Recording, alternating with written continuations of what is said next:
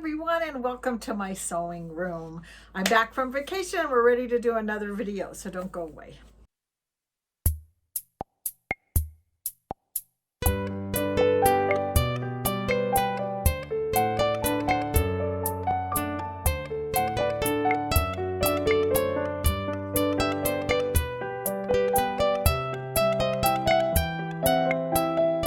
Okay, so I've had a few questions about edge-to-edge quilting on the machine, and the Luminaire obviously has a wonderful program in it that allows you to do a whole lot of really fun stuff with your sewing machine, but I don't have a Luminaire. My friend Gail does, and I have done a video on the edge-to-edge quilting on the Luminaire, but on the Solaire you can also do a lot of really fun edge-to-edge quilting. And if you got the upgrade, I'm going to take this off. You got this wonderful magnetic hoop with it, which is great, except for that it doesn't have the markings on it for you to use the app in order to line things up. So I thought maybe it would be fun. First, I want to show you a way to put a foot on that a customer had asked me about. And the other thing I want to show you is just my way of figuring out how to use the magnetic hoop and line things up and try and get them straight and do an edge to edge. So I'm going to move the camera, move a little bit closer to the sewing machine, and I'm going to show you what I'm talking about. Okay, so this is my Solaire sewing machine, and this is your embroidery foot, the one that you're supposed to use when you're doing embroidery. And in one of my other videos, I made the comment that if you use this foot, which is actually called the E foot, that's the number that's on it, comes with your machine. If you got an XJ one or a Luminaire or something that's sewing and embroidery combo. I did not get one of these. They have the XE1, but I also have the Brother 3100 sewing and quilting machine, and so that came with that.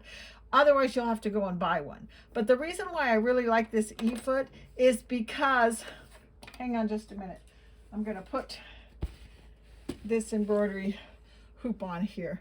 So when you're embroidering and your machine is and your embroidery foot's moving back and forth and everything. Those of us who've done some edge-to-edge quilting know, or even some basic embroidery designs where you're getting very close to the edge. What happens when you're embroidering and you get to the edge of a piece of fabric and the machine moves this way and then the foot goes down and then it moves this way? What happens? It grabs that fabric, it pushes it through the loop on the embroidery foot, and it sews it to the machine, and you're stuck. And you have to cut it free, and you're crying and upset because you think you've just ruined your embroidery design. And a lot of times you actually have. So another thing that happens is sometimes when you're going over the top of something that's not exactly smooth, like a piece of fabric or something that you've appliqued down, it'll grab the edge of that and it'll bump it, and then that will mess up as well. And it's very upsetting, and it happens so fast you can't push stop fast enough. So one of the things I discovered in one of my other videos is if you use this E-foot, yes, it doesn't have this little lever that pushes. So when it cuts, it's not going to push the thread out. Because this is made for embroidery, for quilting, not for embroidery. But it does work, and it saves you a lot of anxious frustration because it's not going to catch as it goes across the edge. So, but there's a trick to putting it on. So I am going to take this off. I want to put my other arm in here. Sorry, I need two hands. And I'm going to unplug this. Okay, so I'm going to take that one off. Now, if I put this one on, and I have to take the screw completely out to do that, it's too short. See, it's way up here. And the reason why it's way up here is because this is what's called a low shank foot, and it's made, you can put it on a low shank machine if you have a low shank machine, like you have a smaller Brother sewing and embroidery machine, or even like the 700, the 500, I think even the 950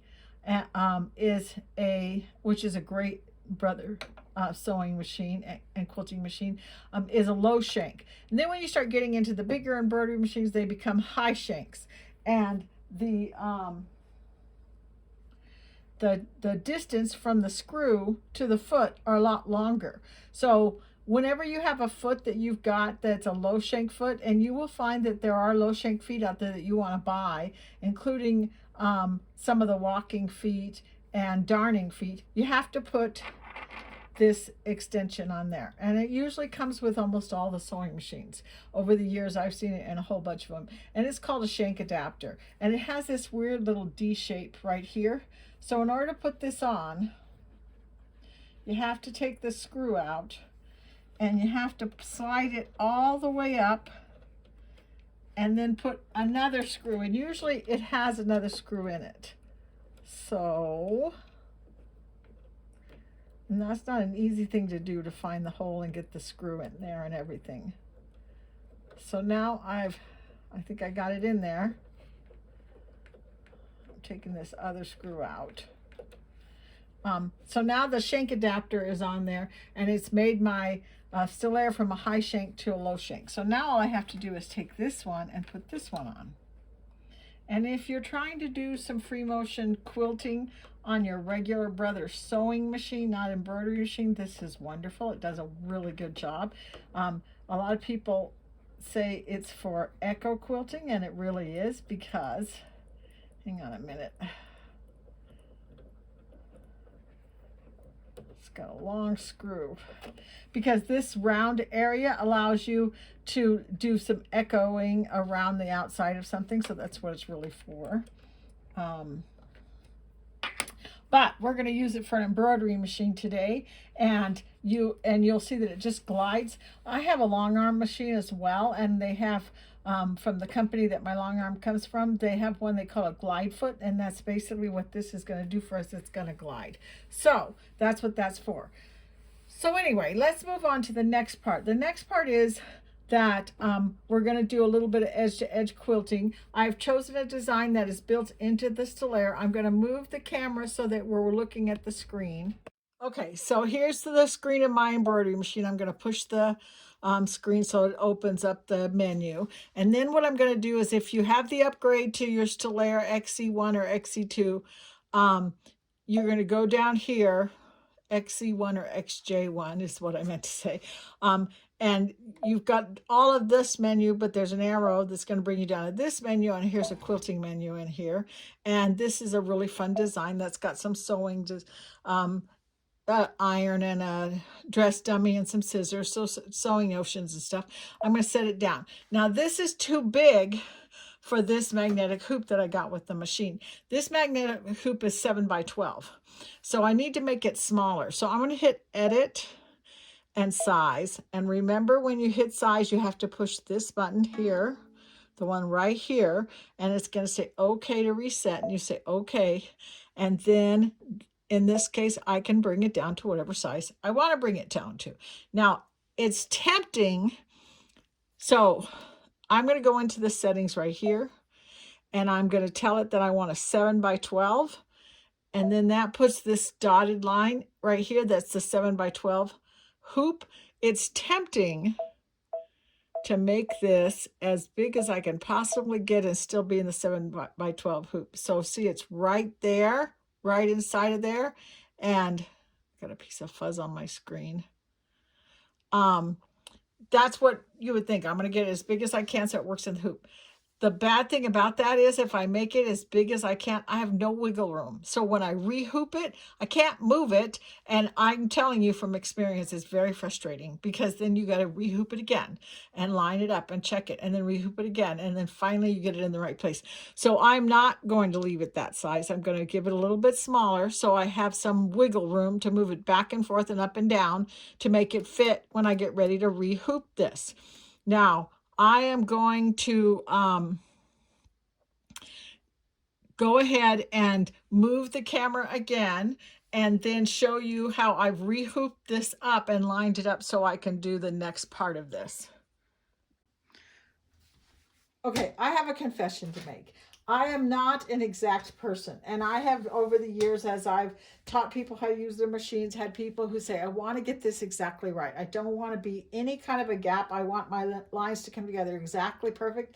And if that's you, I'm probably not the right person to be teaching you how to do this, because it's not that important to me. It has been said, if you can't see it from a galloping horse, it doesn't matter. And that's my point of view on most things. I'm not going to be quilting on a white quilt with black thread. Most people are not going to look at it that close.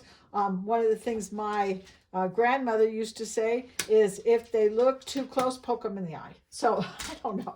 But anyway, I am going to teach you the process on how to do this. So I've already embroidered this out once, obviously. When I rehoop it, I don't want to move it up and down too much. I kind of want to keep it centered.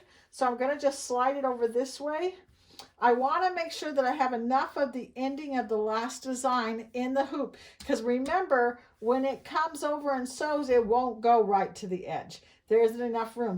And that's one of the reasons I need wiggle room. So I'm going to make sure I have from the edge of my hoop, which is right here, to where my design ends about an inch. Then I'm going to take this. Now this is a piece of stabilizer that I have literally embroidered the design on ahead of time. So then when I put it in the hoop, I know where it's going to sew and it's going to fit. So I have enough room here and enough room here and enough room here to get this embroidered out in the right place. And it looks like it's straight to me, so that I get it straight. So this is very helpful for getting it in the right place. So once I've got that like that, then I'm going to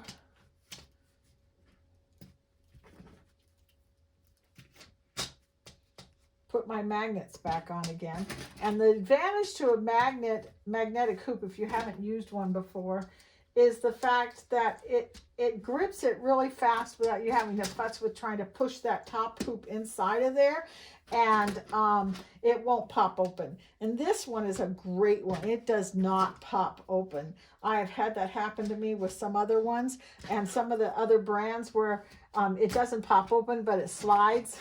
The magnetic part at the top that grips it slides. I did that wrong.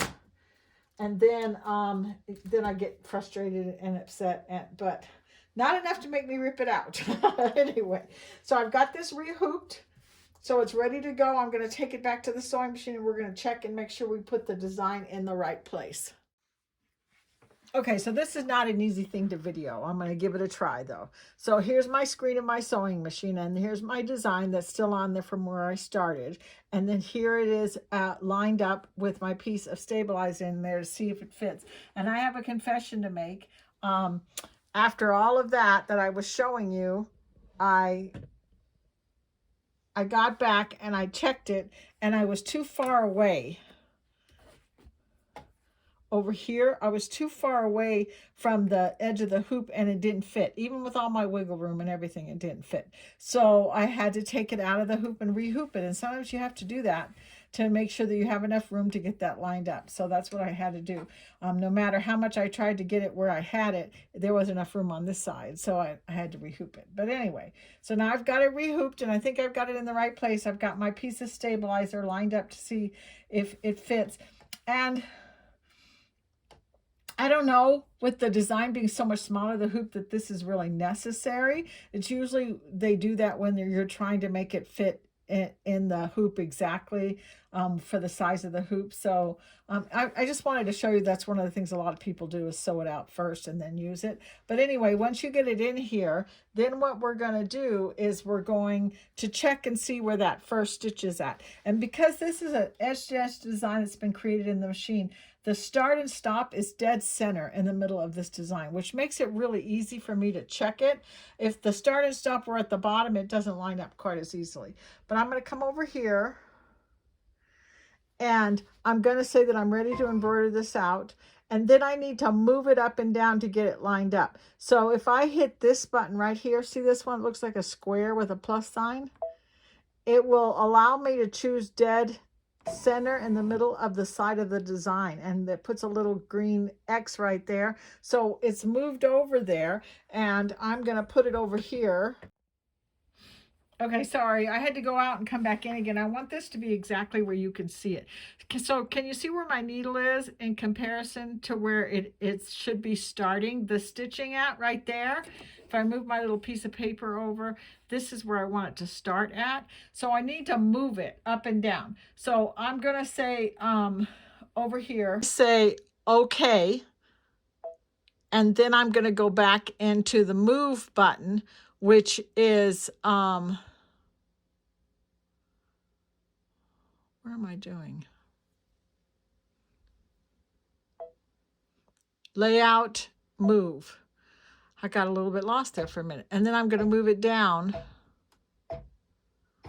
And I'm going to move the camera again. And I'm not going to keep coming back over here to the move thing because that's too confusing. But if you say move and then okay, and then come back and check the spot again, and then say okay, and then move, you keep going back and forth. So I'm going to hit move, and then I'm going to move the camera. Okay, so here's where my foot is at, and if I put my needle down, it is almost exactly in that spot that I want it to be. Actually, that's not correct because this needs to be moved over. So it is not exactly in that spot. I need to move over the other direction. So the machine just told me my needle's down. I'm going to move it. I'm going to check it there. Make sure my needle's up. Check it again.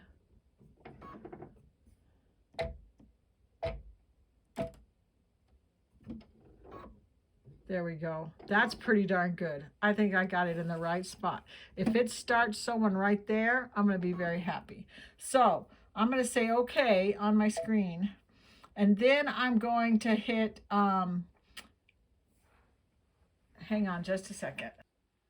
So it would be really nice if I had two cameras so I could do this, but this is the way it works for me. Anyway, this is the plus minus button that brings me forward a stitch and back a stitch. And even though I'm pretty sure I've got it lined up the way I want it to, I'm still going to hit this and I'm going to say +1. And that's going to tell the machine to move to the start of my stitch, so I know darn well that it's in the right place. So let's double check that again.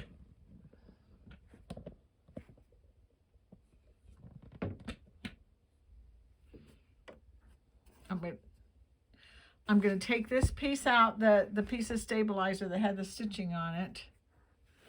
I'm going to check and see where my stitch is going to start. Put the foot down and push go.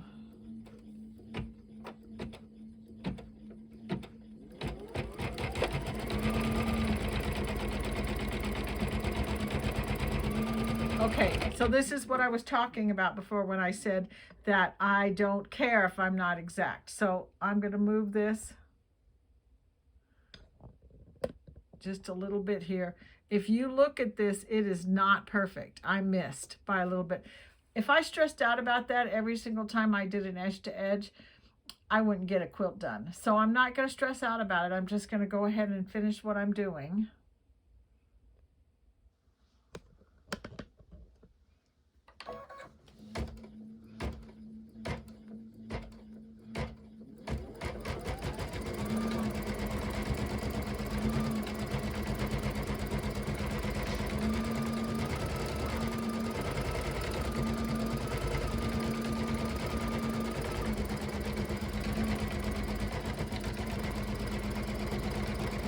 And you can see how this nice smooth foot just works wonderful as a quilting foot. It doesn't give you any trouble at all. It glides over. If it had to glide over a seam where you were doing a quilt and you had a whole lot of seams coming together, it would do it beautifully. So I use it almost every time I do edge to edge quilting. It works really good. I'm gonna let that go ahead and finish, and then I'll see you in a minute.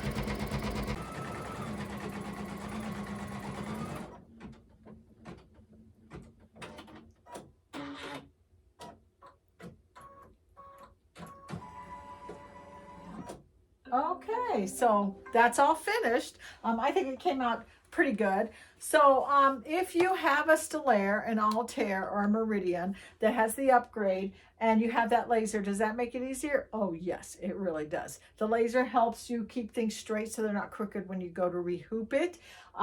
If you have a Luminaire or a Solaris and you can actually project on there, yes, that's really nice. And I love doing that with whenever I can get the quilt in the right hoop. The magnetic hoops on those bigger machines work great, and you don't have to worry about reading an app or those little black lines.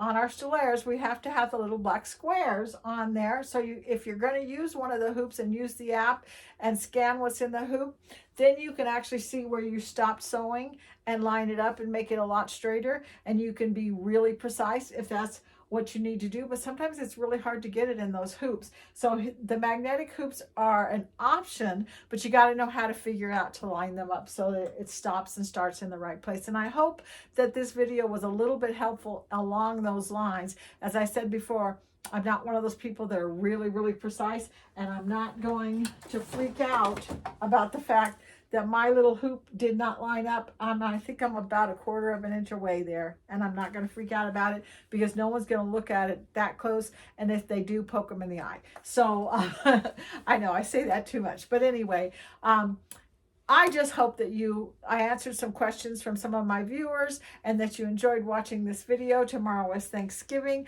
I'm looking forward to spending some time with my family, and then after that, probably in the next week or so, those new sewing machines are going to come out. So I think I'll get a video up here really soon on some of the things that the new sewing machine will do. But in the meantime, happy holidays. I hope you're having a great winter. It's snowing like crazy here right now. So it's a good time to be home where it's warm and getting some sewing done.